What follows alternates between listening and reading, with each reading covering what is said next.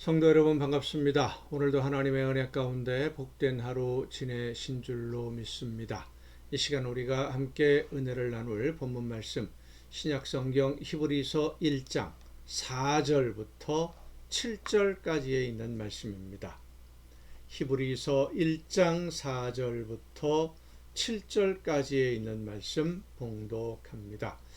그가 천사보다 훨씬 뛰어남은 그들보다 더욱 아름다운 이름을 기업으로 얻으심이니 하나님께서 어느 때에 천사 중 누구에게 너는 내 아들이라 오늘 내가 너를 낳았다 하셨으며 또다시 나는 그에게 아버지가 되고 그는 내게 아들이 되리라 하셨느냐.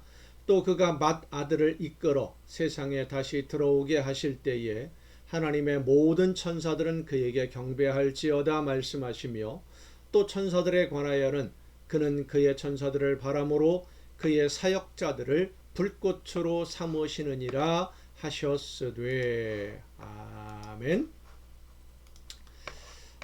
하나님이 이 세상을 만드시고 세상을 운영하고자 하시는 방향을 모든 사람들이 깨달아 알 수 있도록 영을 우리에게 허락해 주시고 그 영으로 하나님이 원하시는 뜻을 깨닫고 순종할 수 있도록 하나님의 창조하신 만물 속에 표시를 남겨두셨습니다.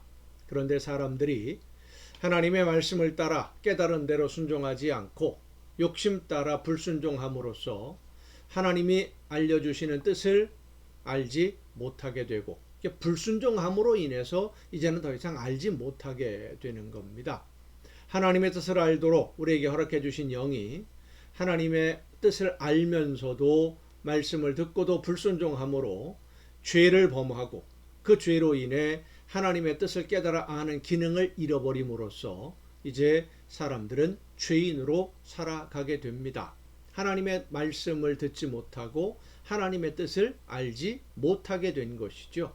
그래서 하나님이 선지자들을 보내셔서 하나님의 뜻을 알게 해 주시는데 이 선지자들도 하나님이 알려주시는 것만 전할 뿐이지 하나님의 뜻, 하나님의 계획을 모두 아는 것이 아니었기 때문에 알려주신 것만 알 뿐이기 때문에 사람들이 하나님을 바르게 온전히 알지 못하고 살아왔던 것이 사실입니다.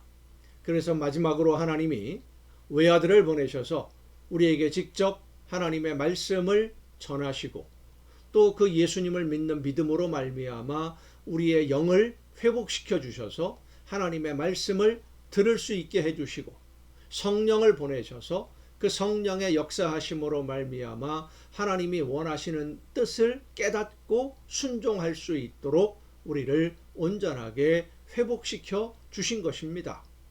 그렇게 마지막 날에 우리에게 오셔서 하나님의 말씀을 전하신 하나님의 아들이 바로 예수 그리스도이시다라고 이제 히브리서에서는 선언하고 있는 겁니다. 1절부터 그 예수님이 하나님의 말씀을 우리에게 전해주신 하나님의 아들 예수 그리스도가 이 세상 모든 만물의 상속자이시고 우리의 주인이시다라고 선언하고 있는 것이죠. 우리의 모든 것의 주인이 예수 그리스도, 나의 주인이 예수님이시다라는 겁니다. 그러면 주인이 예수님이 주인이신데 주인이 종인 나에게 맡긴 것을 어떻게 사용하느냐, 무엇을 위해 사용하느냐, 참 중요한 문제입니다. 어제 우리가 이 말씀을 함께 나누었는데 주인이 맡긴 목적에 맞게 사용해야 됩니다.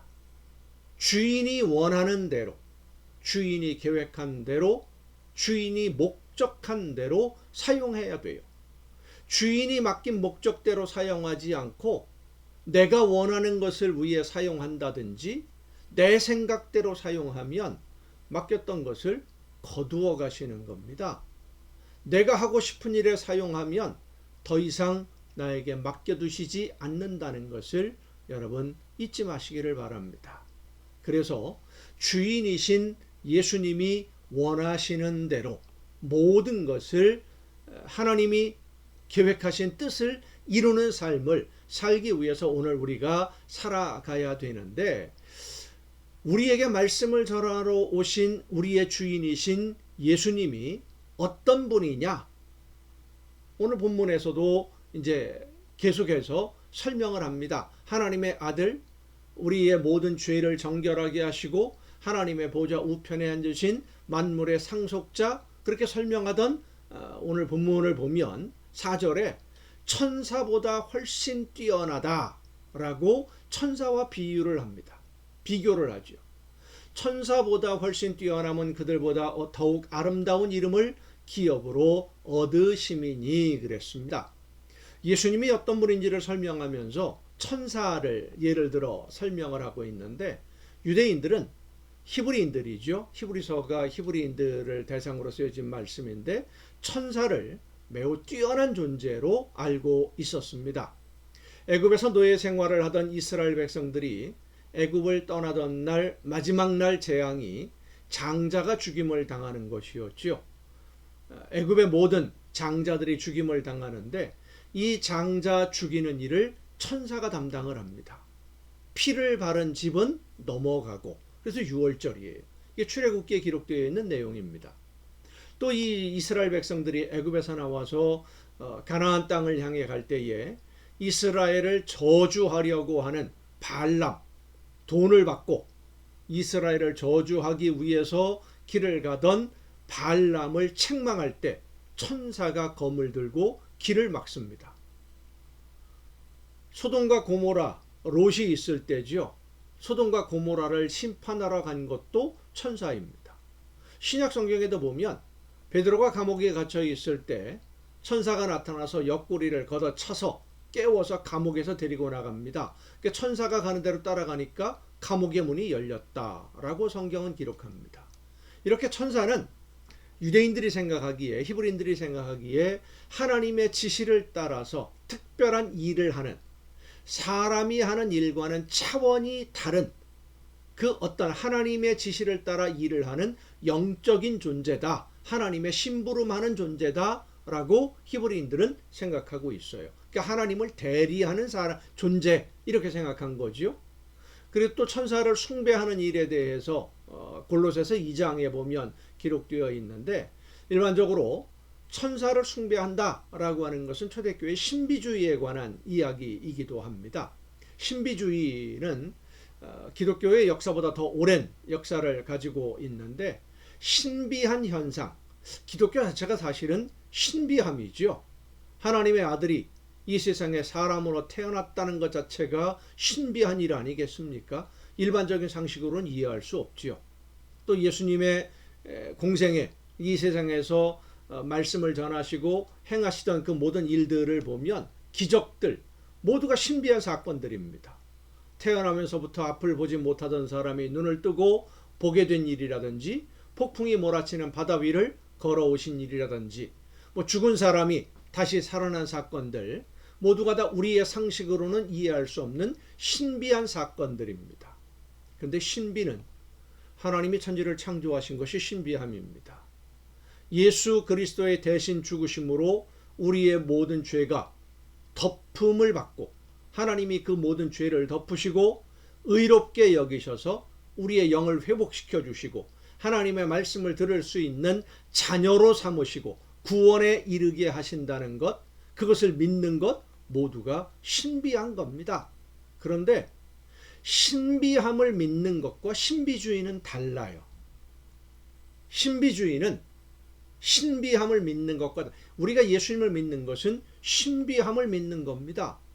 놀라운 기적을 믿는 거예요. 우리가 상식적으로 이해할 수 없는 것을 믿는 겁니다. 그런데 신비주의는 다르거든요. 신비함을 믿는 우리의 믿음과 신비주의가 어떻게 다를까? 이 부분은 내일 계속해서 살펴보려고 합니다. 기도하시겠습니다. 오늘도 은혜와 사랑 가운데 저희들을 인도해 주시는 아버지 하나님, 하나님의 아들이신 예수님이 이 세상에 사람으로 오시고 우리에게 말씀해 주시고 우리의 죄를 대신하여 제물이 되어 주시는, 그리고 그 예수님을 믿는 믿음으로 우리의 영이 회복되고 하나님의 자녀로 받아들여지는 이 신비함 속에서 하나님의 말씀을 듣고 믿고 오직 하나님의 아들이신 예수님만 바라보며 따라가는 믿음으로 순종하는 우리 모두가 되게 하여 주시옵소서. 이 모든 말씀을 예수님의 이름으로 기도하옵나이다. 아멘. 여러분 오늘도 수고 많으셨습니다. 내일도 정한 이 시간에 가정 예배를 통해서 여러분 모두 함께 다 같이 만날 수 있기를 바랍니다. 내일 뵙겠습니다.